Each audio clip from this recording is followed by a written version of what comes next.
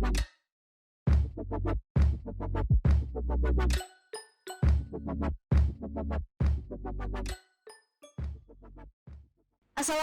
warahmatullahi wabarakatuh. Hai semua teman-teman Sobat IP, kembali lagi bersama kita di Voice of Government Ilmu Pemerintahan Universitas Muhammadiyah Jember.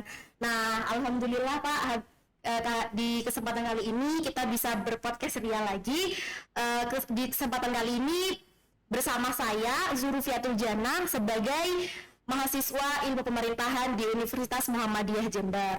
Sebelumnya, buat kalian yang mau nonton episode sebelum-sebelumnya, kalian bisa kunjungin dan tonton di channel YouTube Ilmu Pemerintahan UM Jember. Dan untuk informasi lebih lanjutnya, kalian bisa kunjungin dan follow akun Instagram Ilmu Pemerintahan UM Jember. Nah, di sana kita sudah melakukan beberapa podcast, mulai dari Liposos, Ngode, Ngobrol Desa bersama Kepala Desa Sidomulyo yang sudah berpredikat sebagai desa digital. Sampai yang terakhir kita melakukan podcast bersama dengan ormawa-ormawa yang ada di Universitas Muhammadiyah Jember. Nah, jangan lupa ketinggalan ya teman-teman, stay tune di YouTube dan Instagram Ilmu Pemerintahan UM Jember.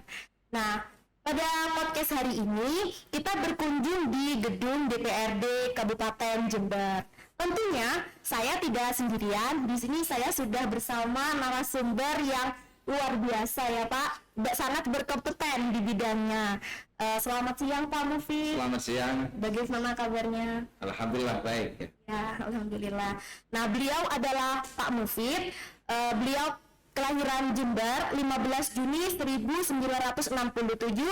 Sekarang beliau beralamat di Jalan Sarangan nomor 2 Kabupaten Jember, dan alhamdulillah beliau sudah tamat sarjana S1.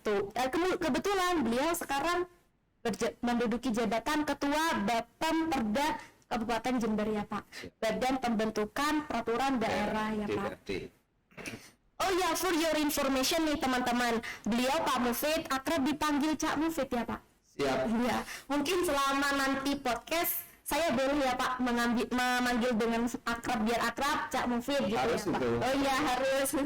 Baik teman-teman Sobat IP, mungkin dari Cak Mufid ada sepatah kata, dua kata yang mau disampaikan sebelum berlanjut ke obrolan nanti Pak. Siap. Terima kasih. Assalamualaikum warahmatullahi wabarakatuh.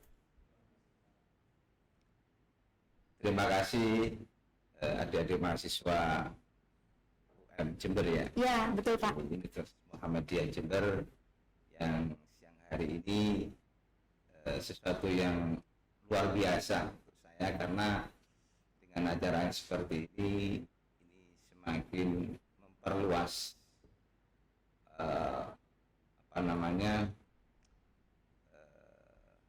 wacana atau pemahaman tentang pembentukan perda di suatu kabupaten.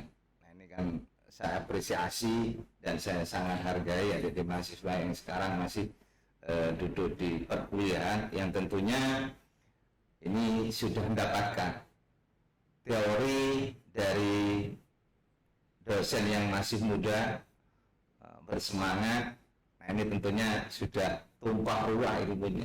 Namun demikian, pada siang hari ini bersama-sama kami di sini ini mengetahui secara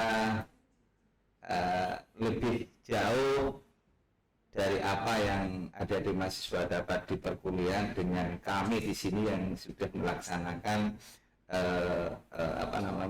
sebagai fungsi dari salah satu anggota dewan adalah pembentukan perda.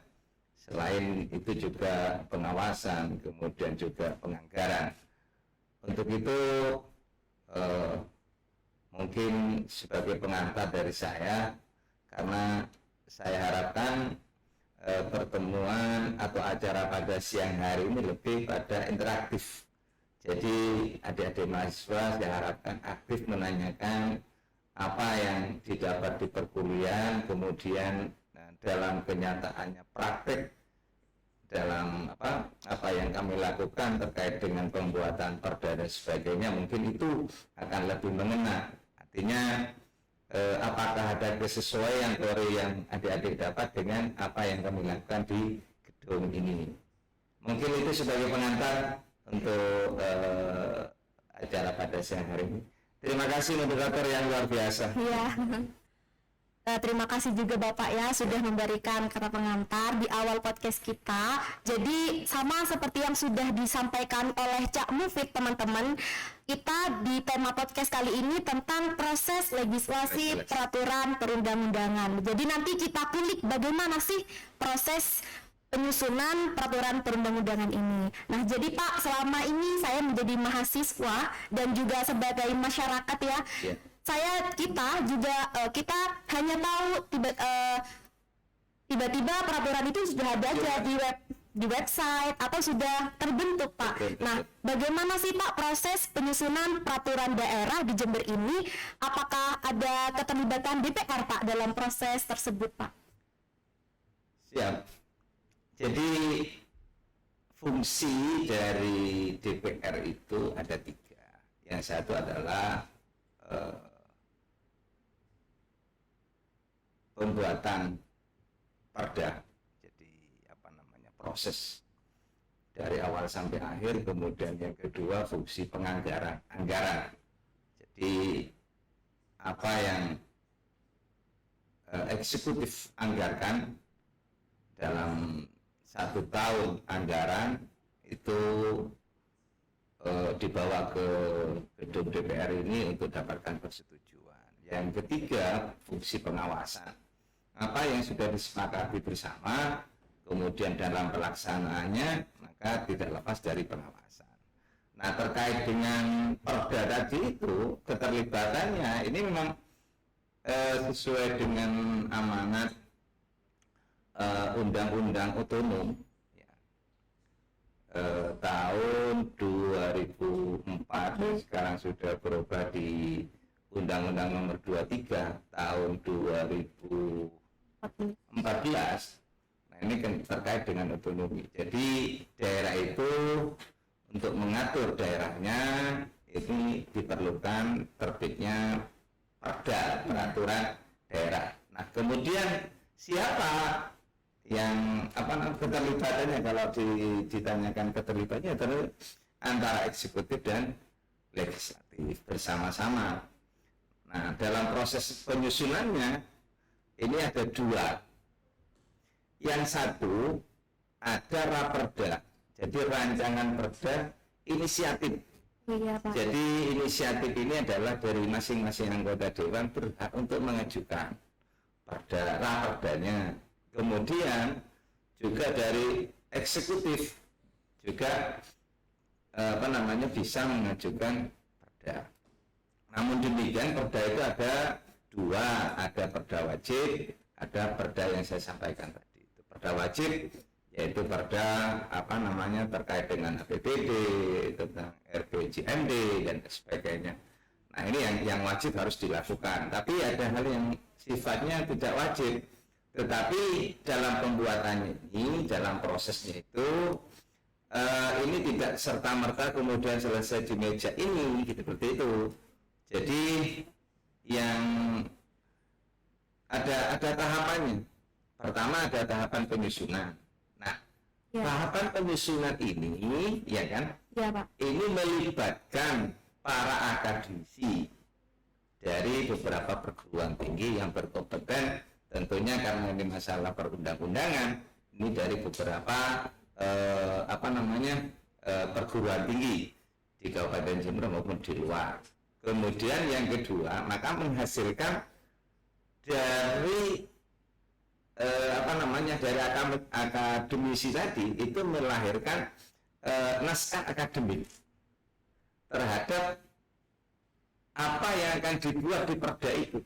Katakanlah perda tentang ini ada inisiatif pondok pesantren. Wah, iya, Pak. Ya, ada perda pondok pesantren. Perda pondok pesantren.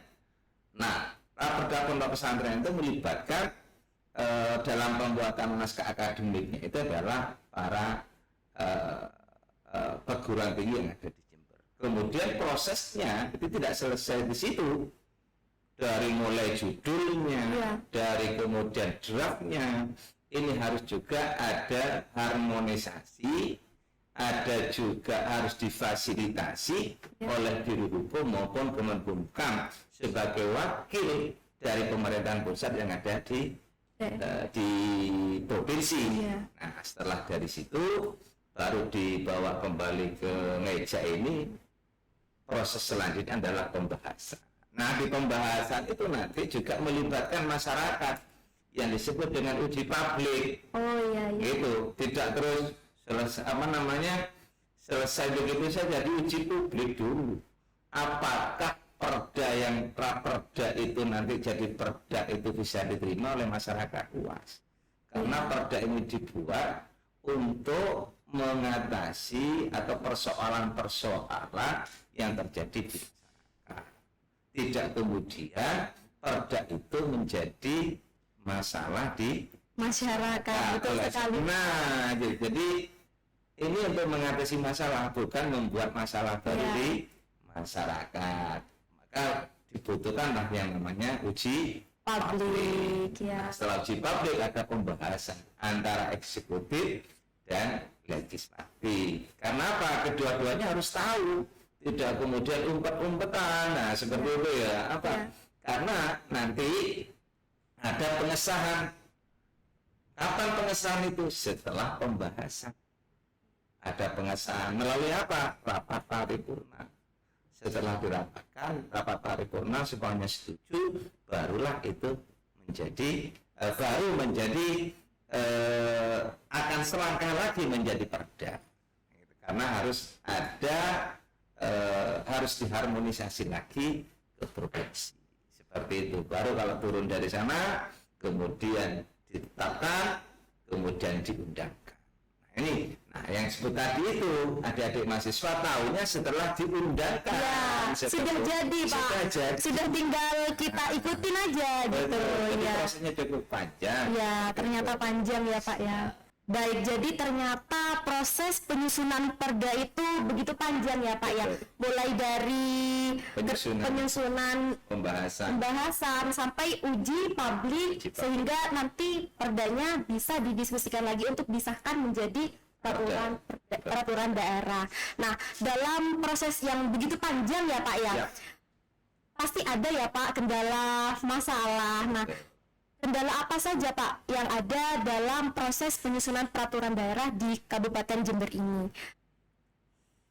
Jadi kalau kendala, karena yang menyusun itu sudah para akademisi yang memang ahli di bidangnya, ini sudah diantisipasi dari awal. Namun demikian namanya pemikiran ketika diuji publik, ini kan harus perda ini kan tidak parsial hanya kebutuhannya Jalan Kalimantan, tapi ini menyangkut hajat hidup orang banyak dari barat ke timur, dari ujung selatan sampai ujung. Pak. Jadi disitulah yang paling krusial di dalam pembahasan itu ketika masuk pada uji publik.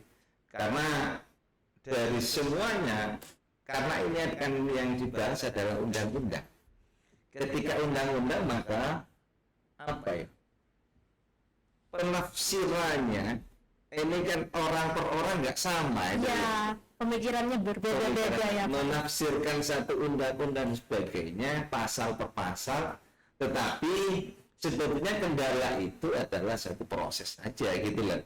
Kendalanya bisa panjang itu karena di dalam diskusi yang harus teruji, kemudian alasan-alasan ketika ada penolakan, dan kemudian juga bagaimana harus ditambahkan pasal dan sebagainya harus dikurangi. Nah, ini yang menjadi bukan kendala, sebetulnya hanya proses panjang. Panjang harus sabar, kemudian harus harus cermat, sehingga produk tadi itu betul-betul menjadi produk yang diharapkan oleh masyarakat. Kami sifatnya adalah untuk mengatur seperti itu. Jadi kendala pastilah. Dan kadang-kadang kita menginginkan cepat kan seperti itu, tapi kemudian ada kendala persoalan itu tidak segera tuntas dan sebagainya. Nah, karena ya itu tadi banyaknya keinginan dan sebagainya. Tetapi bagi saya sebagai ketua dari Bapemperda di Kabupaten Jember ini, persoalan bagi saya bukan masalah cepat, tapi bagaimana perda itu betul-betul baik, perda itu bisa betul-betul menjadi harapan dari masyarakat. Betul sekali. Seperti itu, gitu. Seperti yang dikatakan Bapak tadi, perda itu bukan membuat masalah, tapi menyelesaikan masalah ya. Seperti itu. Gitu. Jadi kan tadi proses sampai di kendala yang termasuk juga proses ya, kata Cak Mufid ya. Proses ya. Jadi sebenarnya perda itu diuji oleh masyarakat atau yang dinamakan uji publik, atau ada pengujian lain, Cak Mufid, dalam sebuah proses penyusunan perda itu? Iya, memang ada. Jadi cuma begini. Jadi ujiannya setelah di sini draft itu selesai, diuji publik, dibahas dan sebagainya, ini harus masih dibawa ke Kemenhukam sebagai wakil pemerintahan pusat yang ada di provinsi. Kenapa? Di sana kemudian diuji lagi apakah perda yang sudah disusun itu tidak bertentangan dengan undang-undang di atasnya. Nah, seperti itu. Nah, itu juga kendala. Gitu. Iya. Nah, kemudian juga bisa jadi kemudian ketika menyangkut masalah local wisdom, kearifan lokal. Seperti itu. Yang beraneka ragam yang beraneka ragam sebagainya. Nah, ini perlu proses ya, seperti itu. Panjang nggak apa-apa, asalkan hasilnya bagus. Sesuai sasaran, tepat sasaran ya. Masyarakat seperti itu. Yang biasa terjadi seperti itu. Baik Pak, jadi kan dalam tadi proses termasuk pengujian peraturan daerah itu kan yang seperti yang dikatakan oleh Cak Mufid tidak boleh bertentangan dengan peraturan yang ada di atasnya. Tapi Pak, kalau permasalahannya begini, peraturan daerah ini bolehkah dibuat tanpa adanya peraturan yang ada di atasnya? Jadi memang peraturan ini dibuat untuk khusus misal Kabupaten Jember, tanpa ada payung hukum, harus ada payung hukum dari peraturan di atasnya. Nah, ini jadi kalau tidak ada peraturan di atasnya, artinya padahal undang-undang mengamanatkan peraturan itu dibuat tidak boleh bertentangan dengan peraturan itu. Jadi intinya nggak boleh gitu lah. Nggak boleh ya Pak. Tidak boleh ya, terkait dengan undang-undang, peraturan undang-undang yang akan dibuat, tetapi apa istilahnya cantolannya ya, konsiderannya tidak ada di atasnya, maka itu akan tertolak seperti itu. Jadi kalau misalkan ada permasalahan yang mendesak di sebuah kabupaten Pak, tetap ya Pak masih harus menunggu adanya peraturan yang ada di atasnya. Betul, seperti ini aja sekarang ya, PBG. Ya, jadi Pak. Ada di Uni Suslo ya. Iya. Itu ada DPG. Nah, ini kemudian persoalannya di situ terkait dengan retribusi.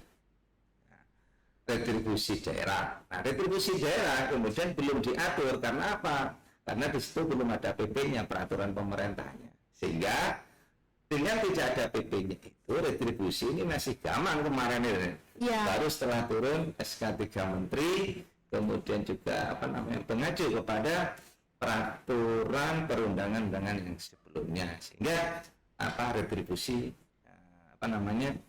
kemudian tidak mengacu kepada undang-undang Omnibus Law ini masih, karena belum PP-nya belum turun kan, seperti itu. Kalau belum turun ya gak bisa jalan, belum bisa ya Pak ya. Nggak berani. Iya. Melawan ini karena apa? Konsekuensinya adalah masalah hukum lah. Iya, karena memang kita negara yang mana-mana harus hukum ya Pak ya. Harus hukum. Dan kemudian karena emergensi dan sebagainya, kecuali itu urusan bencana dan sebagainya, anggaran sehingga ada dana taktis dan sebagainya. Seperti masa COVID kemarin ya Pak ya. COVID seperti itu.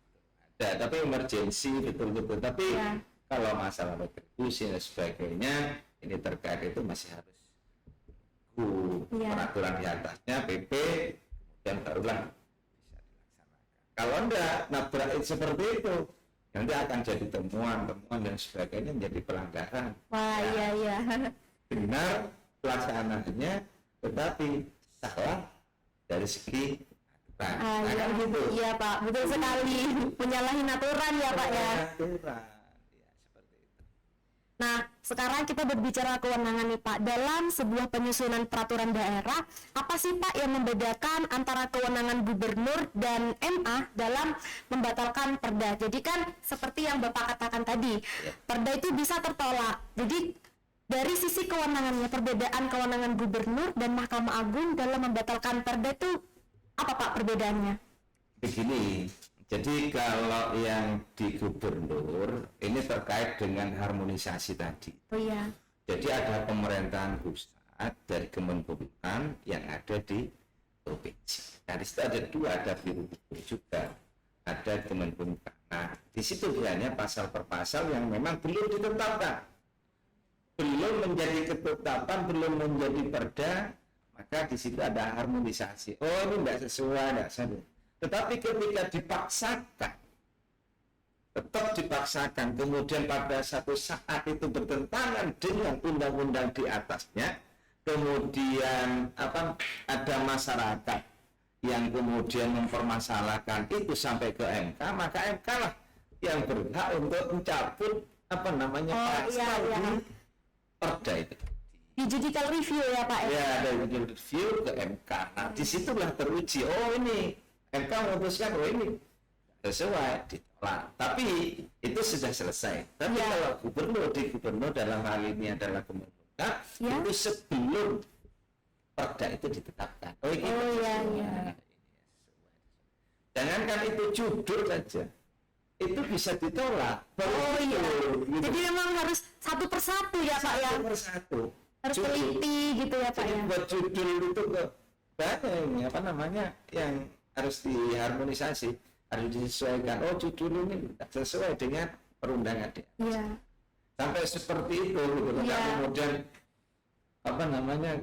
kata lagu itu judul-judulan gitu.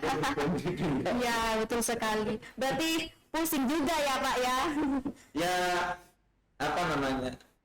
pusing sini. Iya, udah. Tapi perlu energi. Iya. Energi dan support ya tentunya ya Pak ya, semangat. Karena harus benar-benar sabar ya Pak ya. Betul. Baik Pak, jadi kan mungkin di dalam proses pembuatan perda itu ada yang namanya reses ya Pak ya? Gini, perda dan reses itu dua hal yang berbeda. Oh, dua hal yang berbeda. Ya Jadi Pak. kalau perda itu, ya itu tadi memang menjadi fungsi dari DPR. Nah, reses ini itu adalah masa kalau dia masa istirahat gitu. Oh iya. Jadi ada masa istirahat. Jadi anggota dewan masing-masing ini masa reses itu turun ke dapilnya menemui yang namanya konstituen, ya kan? Kemudian di situ ketemu dengan konstituen, serap aspirasi. Wah iya Pak. Serap aspirasi, ketemu dengan masyarakat. Pak Pak Dewan, saya usul ini di gang saya ini ada 200 meter, mulai dulu jember ada tidak pernah dapat fasilitas dari pemerintah, pakai itu bentuk paving dan sebagainya, karena seperti itu. Oh ini Pak Dewan, karena sini banyak sawah, ternyata ini irigasinya kurang baik, sehingga hasil petani kurang baik. Ada dicatat, oh ini butuh irigasi dan lain sebagainya. Itu di masa reses. Jadi waktu reses itu kami tidak ngantor. Wah iya. Jadi ngantornya kemudian di konstituen. Seperti itu, serap aspirasi. Jadi dua hal berarti ya, antara perda dan reses ini dua hal yang berbeda. Siap. Ya. Jadi Pak, ketika perda itu sudah jadi ya Pak ya, bagaimana penyebarluasan di Kabupaten Jember ini Pak? Kan sekarang juga sudah bermunculan ya Pak ya media-media zaman sekarang ini ya Pak ya, sudah inovasi lah, berinovasi Pak. Jadi perda-perda itu sudah disebarluaskan melalui media apa saja Pak kalau di Kabupaten Jember? Jadi kan kalau saya Pak ya sebagai mahasiswa, saya tahu karena saya setiap hari mungkin sudah menjadi tugas saya sebagai mahasiswa ilmu pemerintahan untuk mencari tahu perda. Tapi untuk masyarakat umum di luar sana Pak, bagaimana fasilitas dari Kabupaten Jember Pak? Ini, jadi itu ada namanya sosper. Sosper Pak. Ya, Iya. sosper. Sosialisasi perda. Oh iya iya. Tapi nggak terus satu-satu orang sak Jember Iya. melalui Banyak ya Pak ya. melalui perwakilan seperti itu dikumpulkan beberapa orang, kemudian kami nyampaikan kepada masyarakat seperti itu. Selain memang ada perundang-undangan yang memang diundangkan seperti itu melalui lembaran negara, bahasanya Iya, seperti iya. itu ya. Iya, iya. Jadi itu lewat lembaran negara itu sudah dianggap ini sudah tahu semua kan. Wah seperti iya itu. iya. Apalagi sekarang dengan apa ini Gadget ya, Pak? gadget seperti ini ya kan, walaupun lebih sering tinggal kita lihat lebih browsing lihat perda atau TikTok. Nah itu permasalahannya Mak. Jujur karena saya juga terkadang mencari perda peraturan daerah itu ya karena kepepet ada tugas. Ya. Tugas. Jadi ya memang sebagai warga Indonesia yang baik, tidak hanya TikTok ya teman-teman sobat IP, terutama sobat IP nih, jangan hanya TikTok dan konten-konten Instagram. Betul. Jadi kita juga harus mempelajari perda-perda, terutama perda di kabupatennya kita Di sendiri ya kabupaten Pak ya. Gitu. Ya, terkait dengan proses legislasi, tadi kan Bapak menyebutkan di pertama fungsi DPR itu ada banyak ya Pak ya. Ada 3. Salah satunya fungsi legislasi. Nah, selain fungsi legislasi itu Pak, mungkin Bapak bisa jelaskan fungsi-fungsi DPR yang lain Pak. Fungsi yang lain itu fungsi anggaran. Jadi fungsi anggaran itu membahas anggaran yang dibuat oleh pemerintah. Dalam hal ini adalah eksekutif, ya kan, yang di akhir tahun kemarin ini baru diselesaikan yang namanya APBD tahun 2023 sudah selesai. Nah, itu menjadi harus dioncei gitu loh, kalau dalam bahasa Jawa dioncei sesuai dengan apa? Di sini ada namanya Banggar, Badan Anggaran. Nah, itu Badan Anggaran jumlahnya kurang lebih ada 25 anggota dari berbagai macam fraksi. Nah, di situ ngoncei. Fokus betul itu dioncei satu persatu. Dari anggaran pendidikan berapa, kesehatan berapa, pertanian berapa, kemudian infrastrukturnya berapa, untuk gaji berapa, diwajibkan semua seperti itu. Mana hal yang mendesak, mana hal yang bisa kemudian bisa dianggarkan di tahun berikutnya. Jadi, nah itu fungsi anggaran di situ. Itu butuh butuh pikiran, tenaga dan sebagainya di situ. Nah, ini fungsi anggaran. Sehingga kalau adik-adik ini lihat di televisi anggota dewan tuh bisa cuma setuju gitu kan ya? Iya. Karena setuju. Padahal itu proses itu sudah 99 selesai. Ya. Seperti itu. Prosesnya selesai di mana? Yaitu ada di komisi, ada di AKD, ada di Banggar, dalam hal ini ada di Banggar kan seperti itu. Kemudian itu perlu waktu panjang. Iya, seperti Di itu. paripurna itu hanya pengesahan itu ya. Jadi proses sudah selesai gitu. Iya. Pengesahan, karena kalau di Banggar itu 25 orang, tapi kalau di paripurna semuanya ada 50. Sehingga semuanya tahu menjadi setelah dilegislasi menjadi sah untuk dilaksanakan oleh eksekutif pada tahun yang berjalan, tahun berikutnya. Nah, seperti itu. Jadi kalau ya beginilah yang diketahui oleh masyarakat, ya DPR tahunya setuju. Ya, cuman tinggal duduk setuju gitu ya Pak ya. Setuju, seperti itu. Tapi itu melalui proses dulu. Iya. Sama dengan perda tadi itu, sampai ke situ prosesnya panjang. Baru setelah diparipurnakan, katakanlah perda tentang sampah uang. Bagaimana perda ini bisa itu dia tanda? Setuju. Ya. Nah itu sudah melalui proses yang cukup melelahkan Matang ya Pak ya. Jadi memang Jadi memang masyarakat ini juga perlu mengetahui ya sebenarnya yang dilakukan DPR ini sudah panjang ya Pak ya, bukan hanya ketika di paripurna setuju gitu. Nah jadi teman-teman sobat IP nih, siapa tahu nanti jadi DPR biar merasakan ya Pak ya bagaimana proses demi proses yang panjang itu dalam membuat peraturan daerah, ya sebuah keputusan. Nah kalau sudah, satu lagi, iya Pak, ada pengawasan. Jadi setelah membuat perda, membuat perundang-undangan, kemudian anggaran, yang ketiga ada pengawasan. Jadi selama 1 tahun anggaran itu anggota dewan mengawasi kerjanya eksekutif. Ya, tapi dalam hal ini bukan berarti pengawasan pengawasan kemudian menjustis, tidak seperti itu. Tetapi pengawasan di sini adalah karena di situ ada OPD, ya. Ada OPD itu kalau dulu SKPD ada dinas-dinas. Ya. Nah, kemudian di dewan ini ada tiga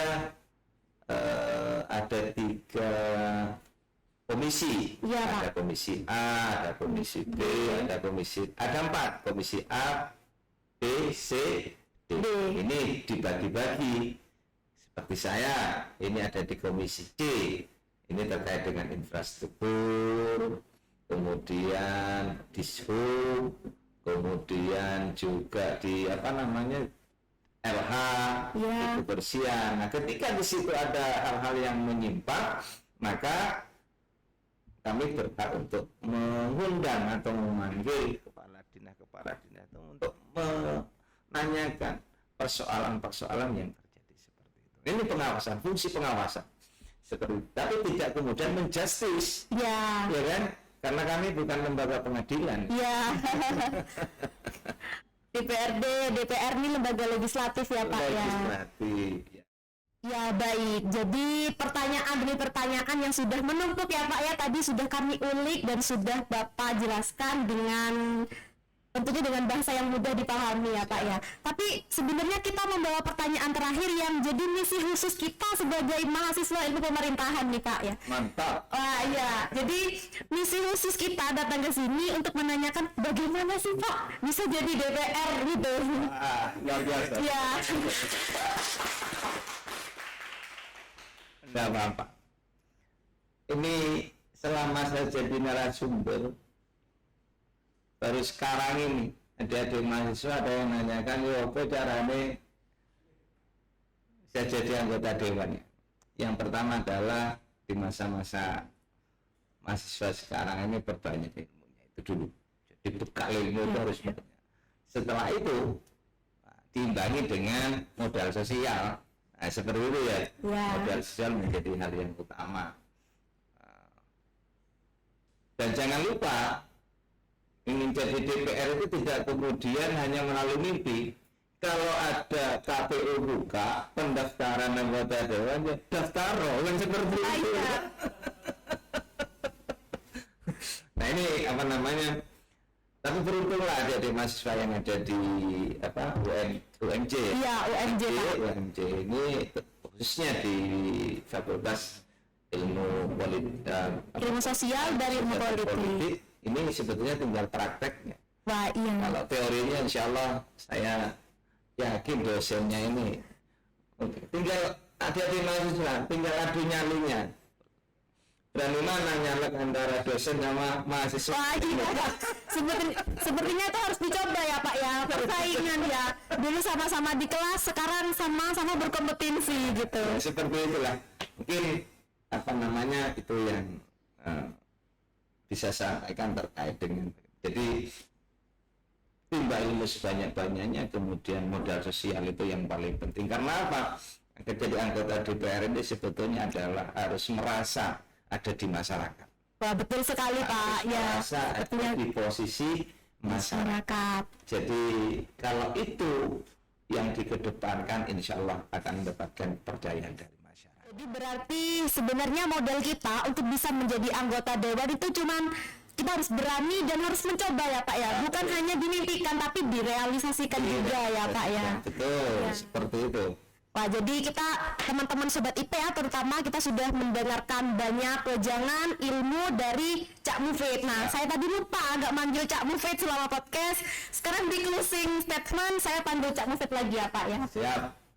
Ya, jadi tadi sudah dijelaskan tentunya dengan bahasa yang mudah ya Cak Mufid ya. Pasti teman-teman Sobat IP di rumah pasti bisa memahami pemaparan-pemaparan tadi yang sudah disampaikan oleh Cak Mufid. Nah, semoga kita bisa bertemu di kesempatan-kesempatan lain ya Pak ya. Atau mungkin dari Cak Mufid ada nih yang mau disampaikan Pak Cak Mufid ya sebagai closing statement mungkin. Ya. Baik, saya ucapkan terima kasih pada adik-adik mahasiswa yang sudah bersemangat untuk mengetahui proses bagaimana perda itu dibuat, dan saya harapan saya selanjutnya adik-adik ini lebih bersemangat lagi belajar ilmu pemerintahan, sehingga kami di sini juga mendoakan mudah-mudahan selepas pasca dari lulus ya Pak ya, ada keberanian tersendiri untuk terjun di dunia politik. Artinya apa? Secara konkret ikut serta dalam membangun Jember. Seperti itu. Sebagai closing statement ya Pak, ini jangan tunggu aku di puncak, tetapi ajari aku sampai di puncak. Itu mungkin itu yang sebagai statement saya seperti itu. Jangan tunggu di puncak, tapi ajarin aku sampai di puncak. Wah, sudah banyak dapat nasihat dan juga quotes ya Pak, quotes of the day ya teman-teman Sobat IP, dan juga ada pesan khusus dari Cak Mufid. Ditunggu kelulusannya Sobat-Sobat IP untuk meneruskan perjuangan beliau di DPRD khususnya Kabupaten Jember ini. Demikian podcast yang sangat seru sekali ya Pak ya. Terima kasih Bapak siang ini sudah meluangkan kesibukannya. Teman-teman, sampai jumpa lagi di podcast selanjutnya. Jangan lupa stay tune di YouTube dan Instagram Ilmu Pemerintahan UM Jember. Saya selaku host di podcast kali ini pamit undur diri. Wassalamualaikum warahmatullahi wabarakatuh.